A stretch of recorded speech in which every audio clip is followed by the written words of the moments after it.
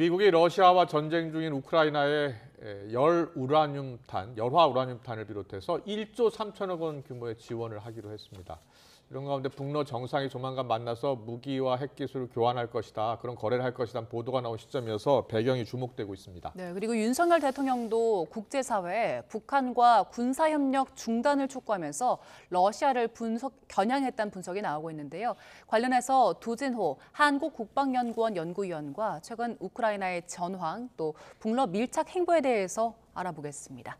어서 오세요. 네, 어서 오십시오. 안녕하십니까? 예, 안녕하세요. 블링컨 국무장관이 우크라이나를 방문해서요, 열화 우라늄탄을 비롯해서 1조 3천억 정도 규모를 지원하기로 했는데, 이 열우라늄탄 게임 체인저가 될 것이다라는 분석도 있고요.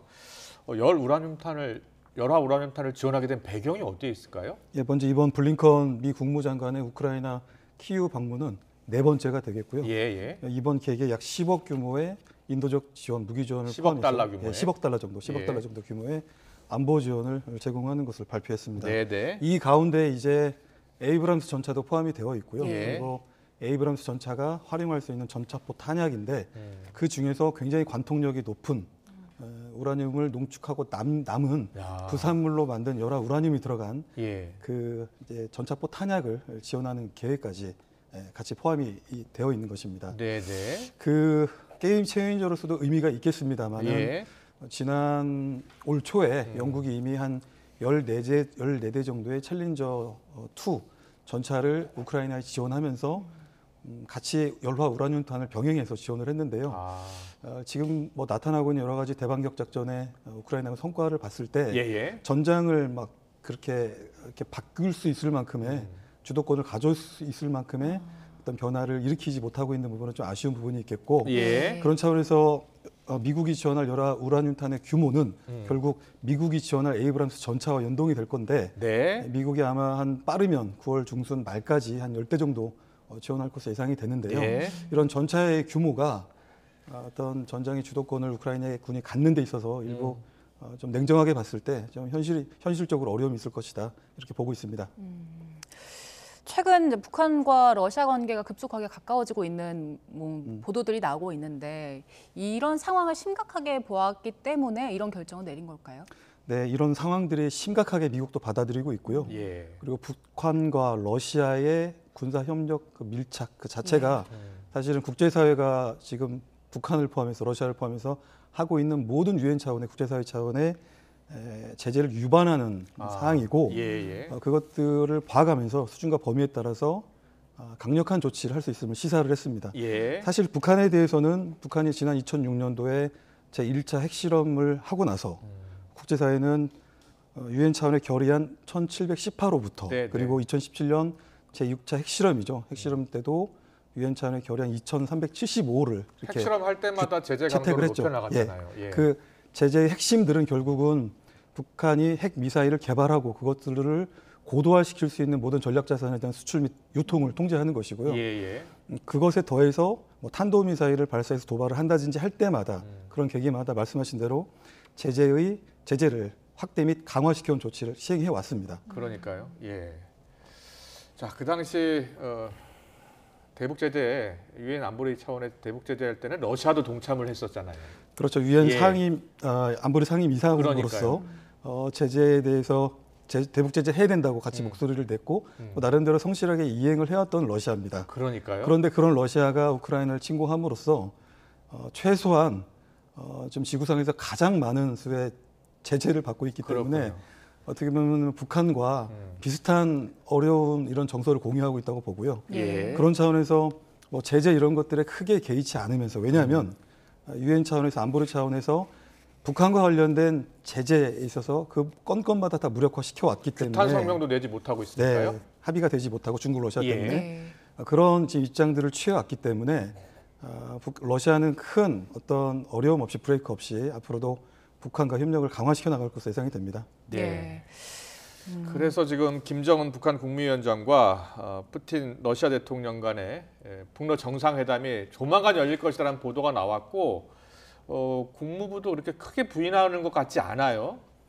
실제로 그렇습니다. 성사될 것 같습니까? 여러 가지 정황을 봤을 때 북한 김정은 국무위원장이 국경을 넘어서 러시아 블라디보스톡에 갈 가능성이 커 보입니다. 아. 이게 이제 9월 10일부터 13일까지 네. 블라디보스톡 극동 지역입니다. 극동 지역에 위치한 블라디보스톡에서 동방 경제 포럼이라는 것을 개최를 하는데요. 예. 이 동방 경제 포럼은 러시아가 낙후되어 있는 시베리아 지역을 포함한 극동 지역의 어떤 발전을 위해서 이렇게 대규모로 하는 이제 포럼인데 네.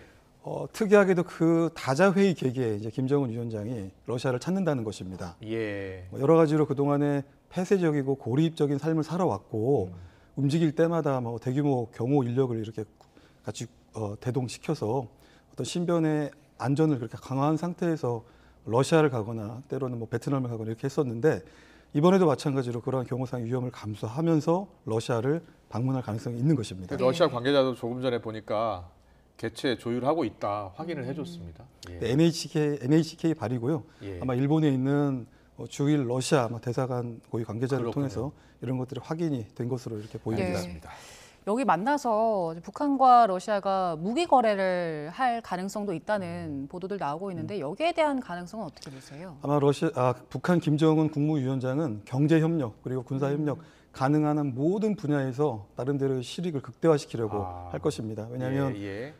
거의 코로나19 이후에 처음으로 국경을 개방하고 네. 나가는 첫 해외 순방지가 러시아이기 때문에 더군다나 그 가는 곳이 동방경제포럼이라고 수많은 국가들이 참여하고 또 기업들이 참여한 대규모 행사에서 김정은이 등장하기 때문에 그렇군요. 나름대로 그 행사를 통해서 북한의 투자를 유치한다든지 예. 어떤 이런 경제 실익을 찾으려고 노력할 것이고요. 동시에 푸틴 대통령과는 군사협력 그중에서도 북한은 재래식 무기를 북한에 제공할 수 있고 북한은 이에 대한 보상으로 북한이 그토록 바라고 있는 뭐 핵 기술이라든지 예. 정찰 위성 기술 그리고 잠수함 핵잠수함 핵잠수함 같은 이런 SLBM의 어떤 기술들을 러시아에 적극적으로 요구를 할 것으로 예상이 됩니다. 네. 그런데요, 그 북한이 제공하게 될 재래식 그러니까 포탄이나 실탄 같은 무기가 갖고 있는 가치 그리고 러시아가 제공하게 될 핵 기술 같은 것들이 그 주고받을 수 있는 정도입니까? 사실은 그 가치만 놓고 봤을 때는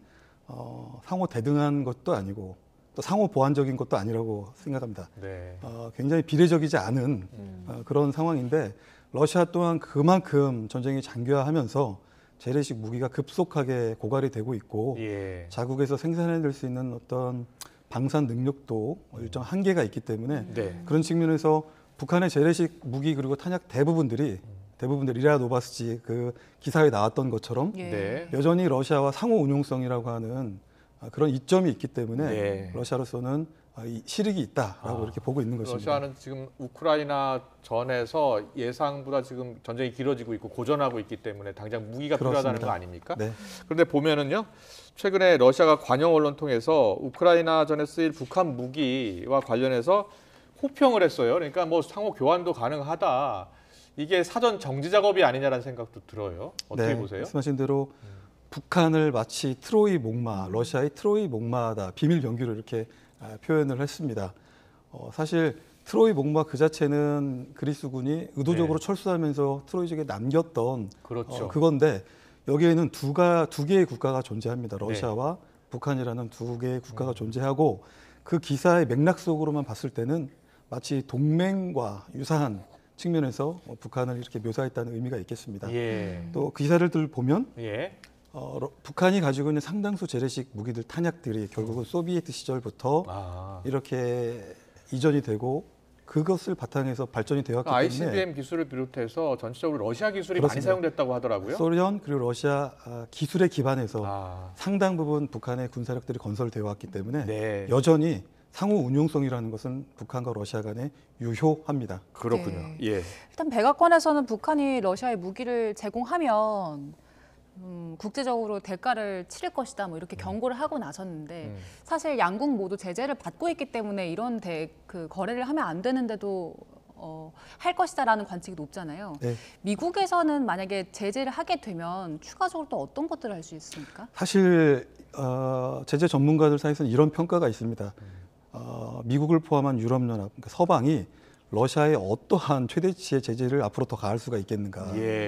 사실은 우크라이나를 침공하고 나서 할 수 있는 제재 수단, 카드를 상당 부분 이렇게 이제 써서 아. 오히려 이제 좀 어떤 제재 결속력이 약화되는 부분도 있지 않는가 이런 이제 의구심이 있는 건데요. 그렇군요. 그런 예. 측면에서 이제 미국이 예. 만약에 북한과 러시아 간의 무기 거래라든지 이런 부분들에 대해서 결국은 네. 할 수 있는 일차적인 조치는 기존의 제재의 틈이 없도록 그것을 더 확대하고 강화하는 조치가 우선적으로 이루어지게 될 텐데요. 네. 그런 부분에서 약간 실효성이 어떤 또 효과가 있을지 의문이 드는 것도 사실입니다. 그러면은 그 개개인들에 대한 제재도 가능합니까? 이미 좀 전에 말씀드렸던 핵실험 1차부터 6차까지 왔던 모든 제재들을 확대 강화시켜 오는 과정 속에서 특정 개인과 그리고 이런 전략 자산을 유통하는 어떤 업체들에 대해서도 꾸준히 제재를 강화시켜 나왔기 때문에 네. 아마 이런 배경에서 제재가 만약에 이제 좀 무기 거래라든지 이미 뭐 확인이 됐겠지만 네. 앞으로 시행을 하게 되면 제재를 보다 강화하는 조치가 이루어질 것으로 예상을 합니다. 네. 지금 뭐 화면도 나옵니다만 북러 간의 밀착이 좀 더 강화되고 있고 북러 정상회담도 곧 열리고요. 중국의 입장이 어떨지 상당히 궁금해요. 전적으로 중국은 북한과 가장 가깝다. 그리고 북한, 중국 다 혈맹이다라고 이야기하고 있잖아요. 네, 어떻게 그렇습니다. 보고 지켜보고 있을까요? 사실은 중국이 북중로가 연대해서 그들에게 나름대로의 실익을 갖다주는 부분이 있으나 예. 과도하게 북한과 러시아 그리고 북러 양자 관계에 있어서 러시아가 주도하는 그런 부분들에 대해서 또 중국은 불편한 부분이 있어 보입니다. 그러니까요. 그럼에도 불구하고 한미일 안보 협력이 강화되고 있는 이런 상황에서 예. 북중로도 결국은 한미일 안보 협력에 대응하기 위한 수단으로서 음. 나름대로의 협력 방안을 모색을 해 나가는 것으로 예상이 되고요. 그동안에 사실 중국과 러시아는 수년간의 기간 동안에 나름대로 연합 훈련을 통해서 네. 양국 간의 초보적인 수준에서의 상호 운용성을 발전시켜 나왔습니다. 예. 사실 이러한 중국과 러시아의 판에 이제 북한이 그 판에 타는 것은 크게 기술적으로 어려워 보이지는 않습니다. 아, 그렇군요. 다만 쇼이구 국방장관이 여러 계기에 우선적으로 북한의 연합 해상 훈련을 이렇게 제안을 하고 그랬다면서요. 그것이 예. 나중에 이제 북중로 삼각 협력으로 발전이 되게 될 텐데요. 사실 중국과 러시아에 비해서 북한이 가지고 있는 해군 전력이라든지 공군 전력 굉장히 조악합니다. 네. 뭐 수적으로는 우리 한국군보다 우세하다고는 하지만 질적으로는 예. 매우 이렇게 좀 낮은 수준이죠. 수상 함정들도 굉장히 소형 유지고 아. 원해 기동 작전을 수행할 수 없는 그런 수준이기 때문에 네. 내해 작전, 연안 작전을 수행할 수 있는 수준이 북한의 해군이다. 그래서 네. 이런 중국과 러시아의 어떤 막강한 해군력을 보유한 이 나라들과 어떻게 연합 해상 훈련을 할 수 있겠는가 네. 이런 사실 합리적인 의심도 있습니다만 네. 북중러 연합 해상 훈련 그 자체가 만약에 시행하게 된다면 가져다줄 어떤 정치 군사적인 상징성이 있기 때문에 나름대로 의미가 있다고 보고요. 만약에 북중러가 연합 군사 훈련을 하게 된다고 하면 예. 현실적으로 북한의 능력이 제한되지만 뭐 간접적인 형태로 중국과 러시아의 함정에 이렇게 분승해서 북한 장병들이 간접적인 방법을 통해서 점진적으로 연합 해상 북중러 간의 이런 군사협력을 발전시켜 나갈 것으로 예상을 해봅니다. 그렇군요. 네. 자, 한미일 대 북중러 관계. 이 관계 속에서요. 우리나라 입장에서는요. 러시아나 중국 다 최대 교역국 가운데 하나 아닙니까? 어떻게 해야 되겠습니까? 경제적으로 정말 최대 교역국이죠. 예. 또 중국의 우리 수출 의존도 20%가 되고 또 러시아도 뭐 침공 이전에 사실상 우리 10대 교역국 중에 하나인데 네. 우리도 이제 대러 제재, 경제 제재 동참하면서 물론 이제 좀 어려움을 겪고 있습니다만 경제적인 논리가 아니더라도 주변 4강이고요. 예. 또 이렇게 한미일 대 북중러라고 하는 갈등 구조가 발전하고 격화되는 것이 결코 북한이라고 하는 현존 위협을 가지고 있는 우리에게 유리하지 않기 때문에 이런 상황들이 최악으로 치닫지 않도록 관리를 하는 게 가장 합리적인 방법이라고 생각이 됩니다. 그런 차원에서 윤석열 대통령도 리창 총리와 함께 한중 정상회담을 통해서 연내까지 한일중 정상회담을 통해서 그동안에 나름대로 동아시아 지역에서 이렇게 상호 의존의 어떤 그런 좋은 관행들을 발전시켜 왔고 또 그것들이 동북아 영내에서의 어떤 긴장 고조를 낮추는 데 일정한 도움이 될 것이다 이렇게 보고요. 또 그것이 잘 되어서 북한의 비핵화에도 좋은 영향들을 견인을 할 수 있는 방법이 될 것으로 예상을 해봅니다. 알겠습니다. 자, 북중러 그리고 한미일 관계 속에 우리도 국익을 좀 챙겨야 될 부분, 특히 경제 부분 놓치지 말아야 될 것 같습니다. 지금까지 조진호 한국국방연구원 연구위원과 함께했습니다. 잘 들었습니다. 네, 감사합니다. 고맙습니다.